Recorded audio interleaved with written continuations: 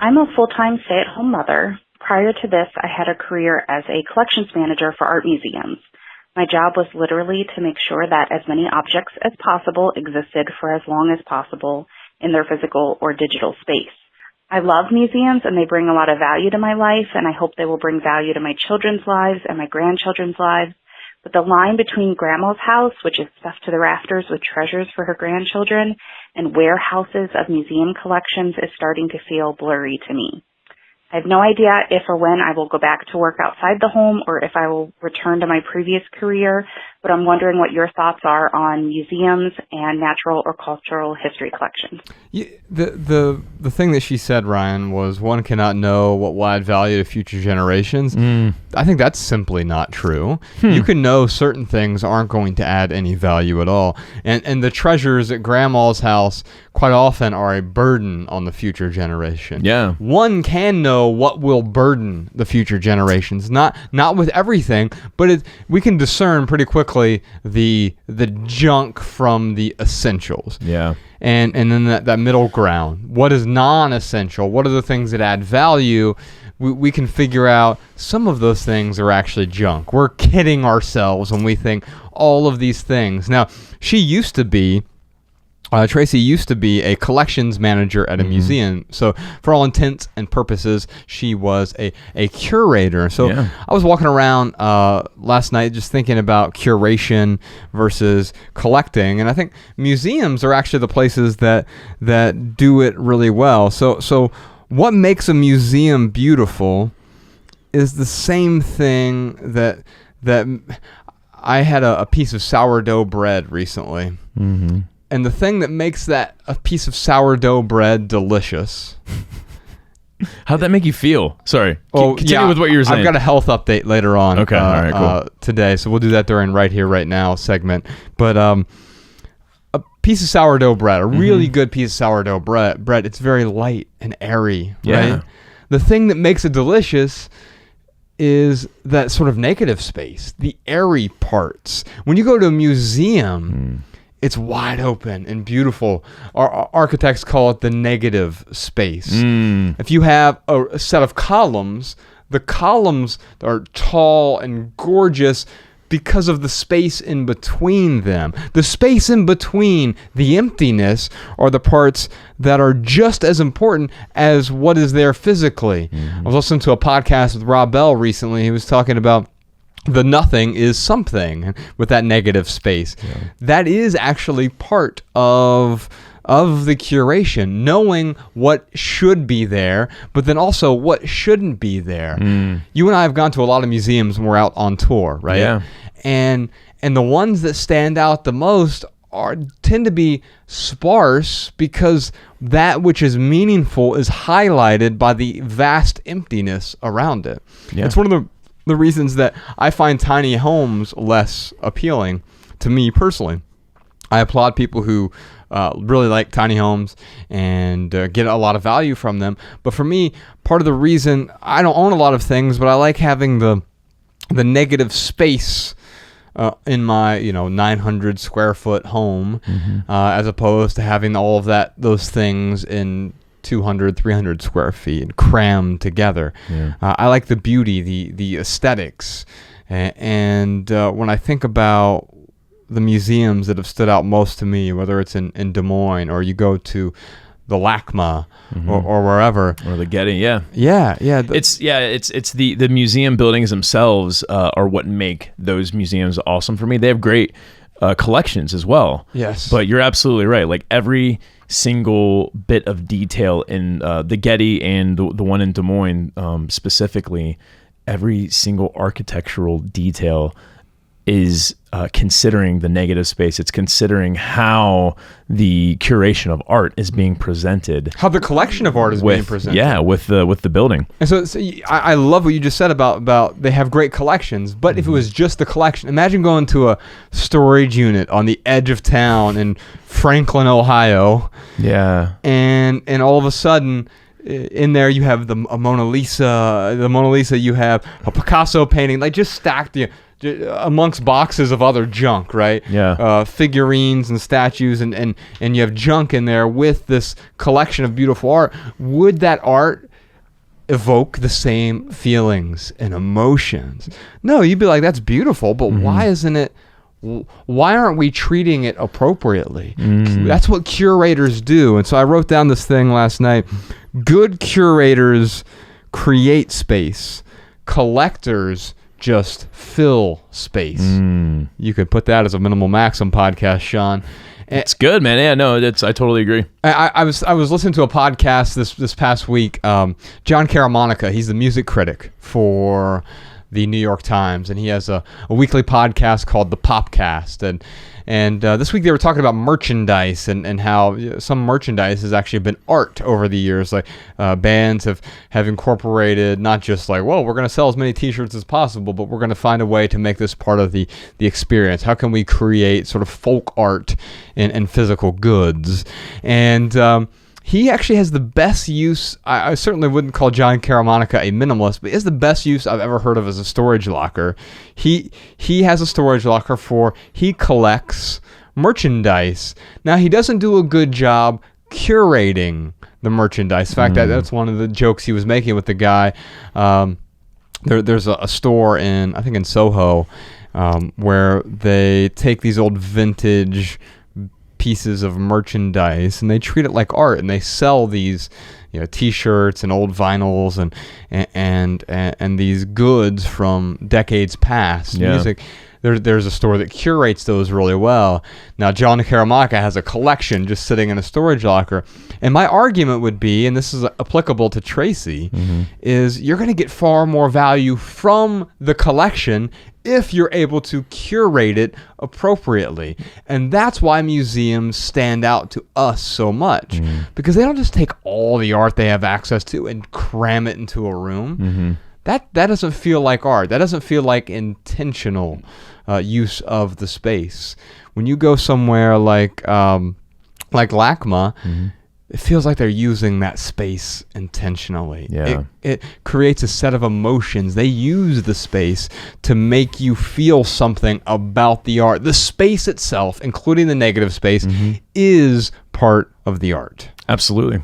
Yeah, I really appreciate professional curators like Tracy. I think that the world needs professional curators. I am not a professional curator, so I leave the curating up to the professionals. I think that's an important point because, Ryan, we agree that a museum curator, I mean, that's 1 out of every 1 million people is a museum curator. There aren't that many of them.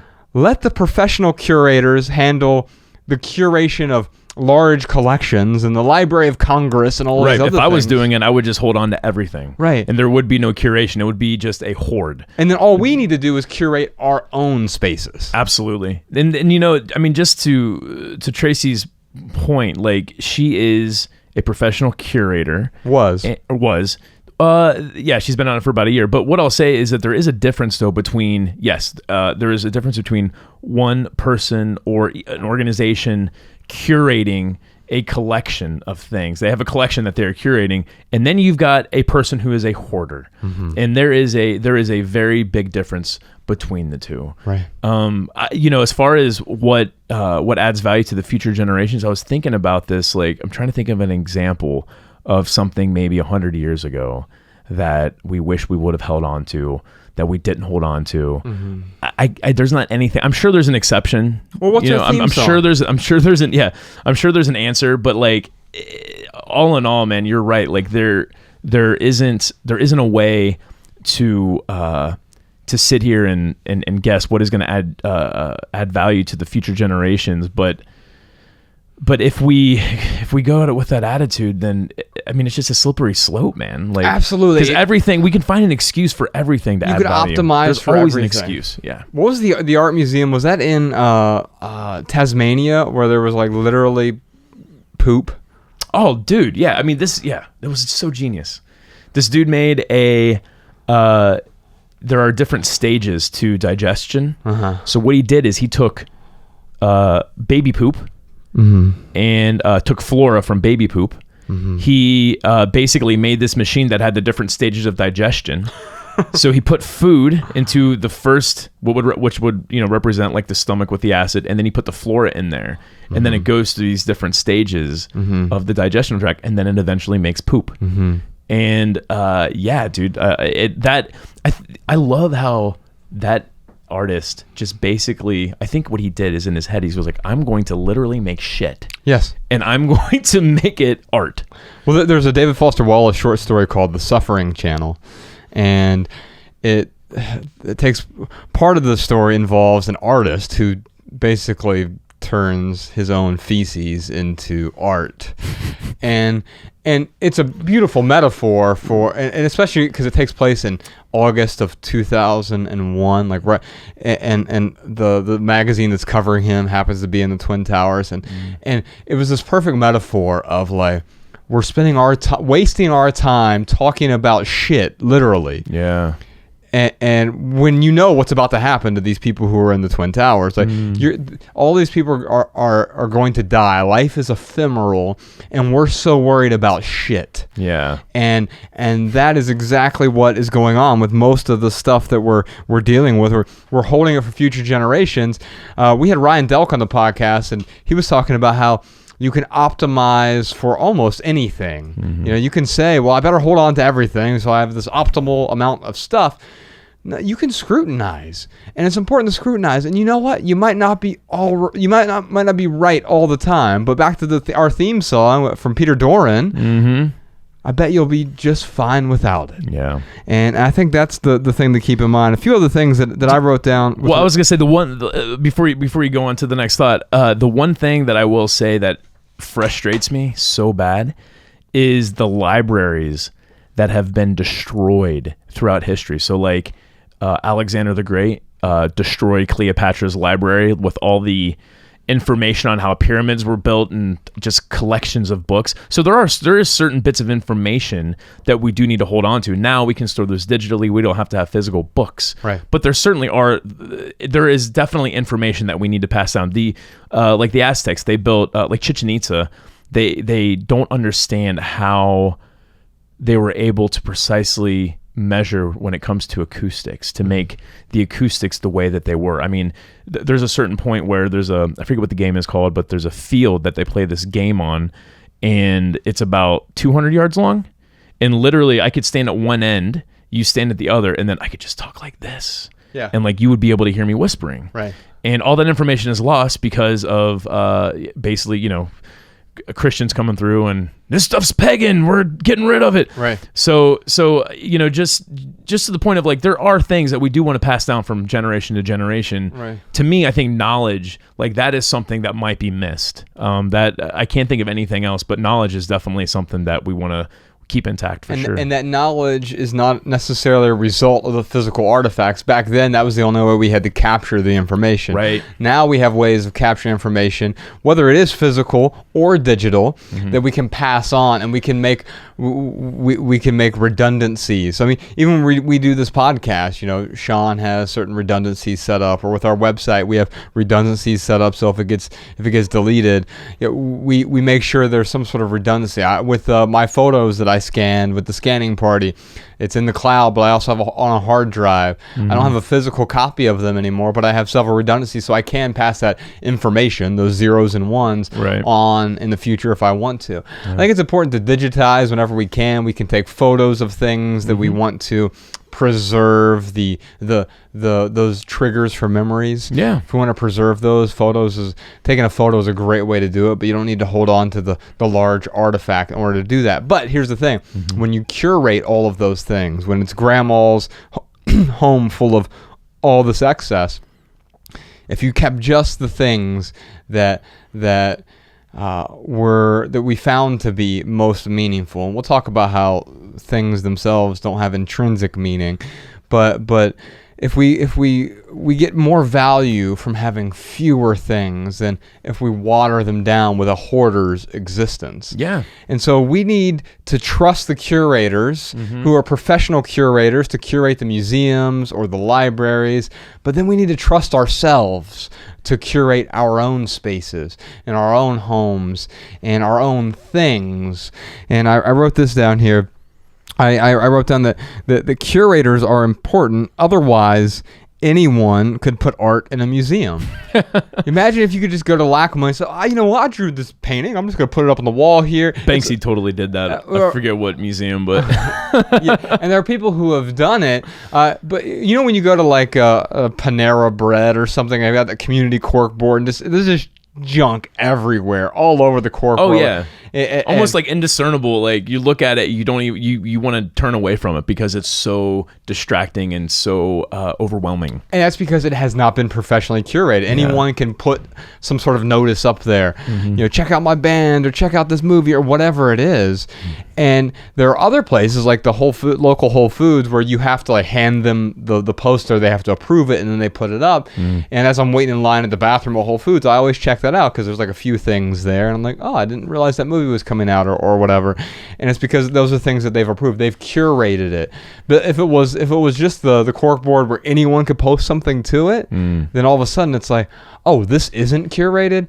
I'm just going to turn away from it because it's overwhelming. Right. And that's where we've gotten with our stuff. We are overwhelmed with our stuff. And the way to become less overwhelmed, less anxious is it's to curate, right? Yeah. And so this thing that Seth Godin talked about in his podcast recently, he said, without curation, there is a race to the bottom. Now, I think about YouTube, which we're on right now, or Amazon Kindle books, which we're on as well. They've enabled us to reach a large audience of people. We're in the top 1% of all Kindle books sold. We're in the top 1% of all YouTube channels, even though we don't even have that many YouTube followers, but because anyone can start a YouTube channel. So there are plenty of people with 1 subscriber or 2 subscribers or 100 subscribers or whatever.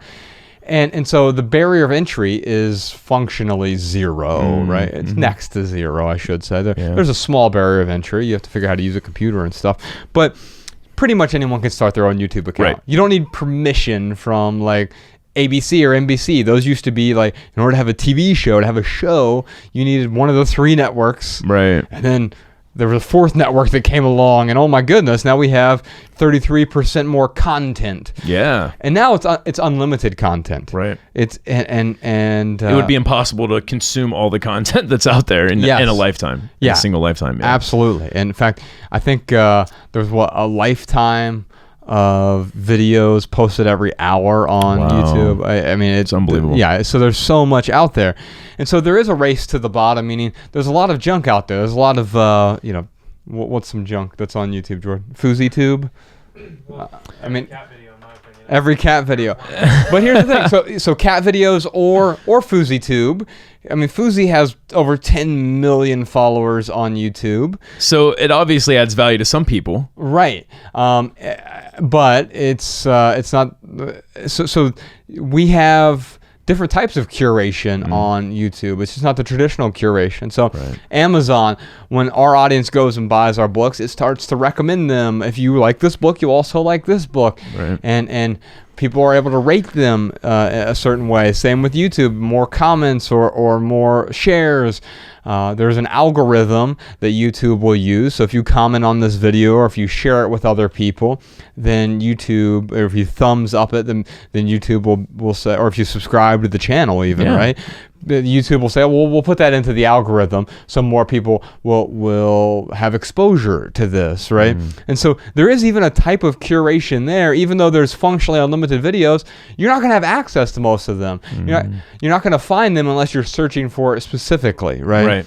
And so there is a different type of curation that's happening there. There is an unlimited amount of stuff there. Just like you go to a grocery store, you have a functionally unlimited amount of food there, but you can find the things that you're going to want to eat, and you can leave the store with just those. You don't have to eat everything in the store.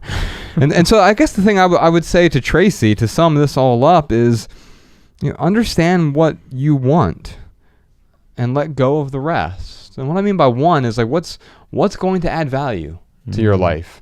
What's going to add value to your kid's life? And then what's going to burden them as well? Now, I can give you the advice, what's going to add value to my life or what's going to add value to Ryan's life, but it's not about what would Ryan do. It's about what would Tracy do? What would Sarah do? What would Jim do? What would Jeff do? Whoever's listening to this, what would you do? What's appropriate for you? Because what's appropriate for you may not be appropriate for me and vice versa. So what do you want? And once you figure that out, it becomes so much easier. Once you get clear on the things that are going to add value to your life, it becomes clear that the rest of those things are just a burden. And when something's a burden, it's so much easier to let go of it because it's in the way of a more meaningful life. Absolutely.